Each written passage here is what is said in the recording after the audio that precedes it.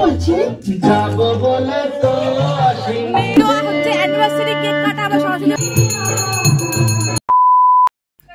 এই দেখো আমার মেয়ে খেলছে, মিশে গেছে সবার সঙ্গে। সকালটা মায়ের বাড়ি থেকে শুরু, একটু অন্যরকম ব্যাকগ্রাউন্ড মনে হচ্ছে তোমাদের। আর সকাল বলতে এখন 12:30 পৌনে 1টা বাজে, মায়ের বাড়ি থেকে রান্না করে উঠলাম। আর মা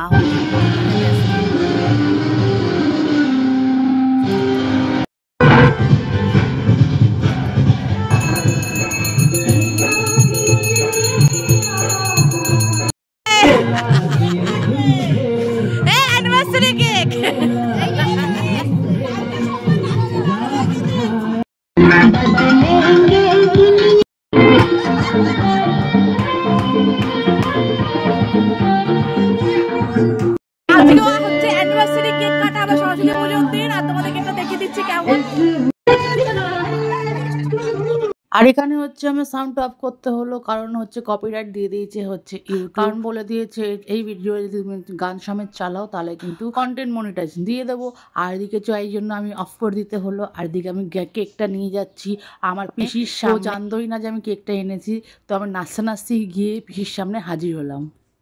আর তোমরা দেখতে পাচ্ছ এই কেকটা আমরা নিয়ে যাচ্ছি, এই কেকটা নিয়ে যাচ্ছি এই পিসির জন্য। এই পিসির অ্যানিভার্সারি। আজ যে সবাই একটু আগের ব্লগে দেখলি যে 3 জন এসেছিল, ওরা সম্পর্কে পিসি। তো ওনার অ্যানিভার্সারির জন্য সবাইকে ডাকানো হয়েছিল সারপ্রাইজ দেওয়ার জন্য। নিয়েছিল একটু সেলফি ভিডিও, যতই হোক সেলফি না হলে কিন্তু ঠিক জমে না।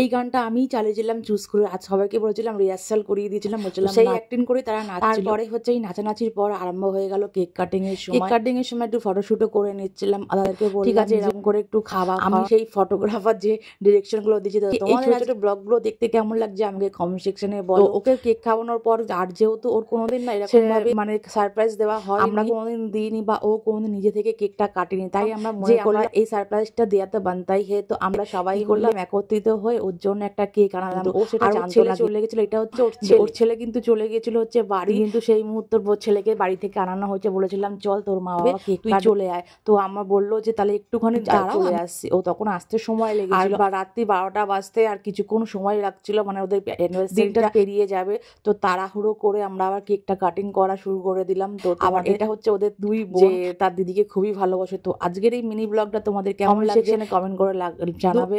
আর ভালো লেগে থাকলে অবশ্যই করে শেয়ার করে। তো ওদের বোনেরা বলছিল তাহলে আমাদের একটু করে ছবিটা তুলে দে। 3 বোন একসঙ্গে কেক কাটিং। আর ছোট ছোট মুহূর্তগুলো আমার ফ্রেমবন্দি করতে কিন্তু খুব ভালো লাগে। এইগুলোই স্মৃতির খাতায় রয়ে যাবে ব্লগের মাধ্যমে। তোমরা তো জানো যে কেক কাটিং হবে আর মাখামাখি হবে না, সেটা তো আর হয় না।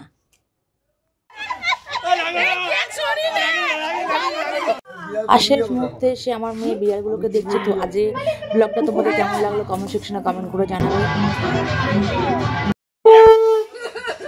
পুজো হতো না, এরাই হচ্ছে সেই 3 জন আছে ওখানে।